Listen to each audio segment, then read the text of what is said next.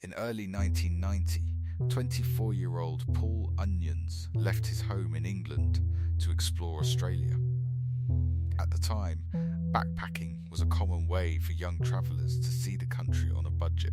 To save money on bus fare, Paul decided to hitchhike down the Hume Highway. He caught a lucky break when a friendly driver in a truck pulled over and introduced himself as Bill.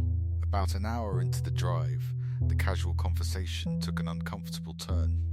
Bill started grilling Paul with specific questions, asking if anyone knew his exact route, if someone was waiting at his destination, and if he had received special forces training in the military.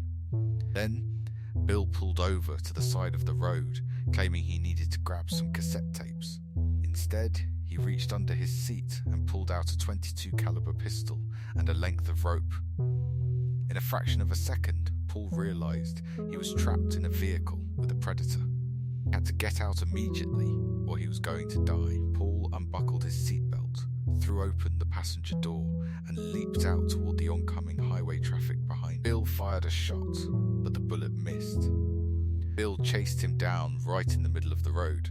The two men fought until Paul broke free and flagged down a passing van driven by Joanne Barry, who slammed on the brakes and let him jump in. Joanne sped away and drove Paul straight to the nearby Boral police station to report the armed attacker. But the officer at the desk showed little interest.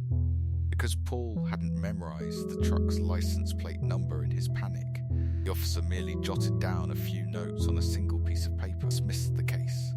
Police never sent a car up the highway to look for the attacker. That failure to investigate effectively gave a violent man a free pass to continue hunting. 3 years later, the consequences of that failure surfaced. Runners in the Belanglo State Forest discovered a body which led police to uncover the remains of 7 murdered backpackers hidden among the logs and debris. Medical examinations revealed a chilling pattern. The attacker used multiple puncture wounds and gunshots, and in several cases deliberately severed the victim's spinal cords to paralyze them so they couldn't fight back. This map shows the Belanglo State Forest and the clustered clichards of Casson bodies. Investigators found adjacent campsites indicating the killer spent significant time with his victims. More importantly, matching .222 caliber bullets were found at all grave sites situated right alongside the Hume Highway. Sheer brutality and matching ballistics left detectives with only one conclusion: a highly organized serial killer was using the Hume Highway as a hunting ground. Back in England, Paul Onions picked up a newspaper and read a story about the murdered backpackers. When he looked at the map in the article, he froze. The bodies were found outside Boral, exactly where he had been attacked. Paul immediately picked up the phone, dialed the international tip line, and told detectives about his encounter with Bill on that same stretch of road.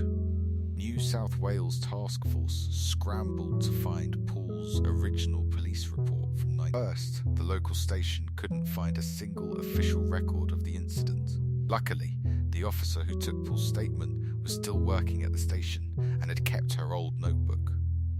Inside, she found the single page containing Paul's description of his attacker: muscular man with a handlebar moustache. The same scrap of paper that had been siled away and forgotten for 3 years now provided the definitive key to identifying Australia's most wanted man. That description pointed directly to a local road construction worker named Ivan Milat. He had a long criminal record, a violent past, and was intimately familiar with the Belanglo State Forest. In May 1994, Paul flew back to Australia and sat down with detectives. When they placed a series of mugshots on the table, Paul immediately pointed to Ivan Scordo, finally giving the police the legal grounds to strike. Heavily armed police raided Ivan's property. Inside, they found a massive hoard of evidence: sleeping bags, cameras, and clothing belonging to the 7 dead victims, along with .22 caliber weapons that matched the bullets from the forest. Ivan Matt was convicted and handed 7 life sentences.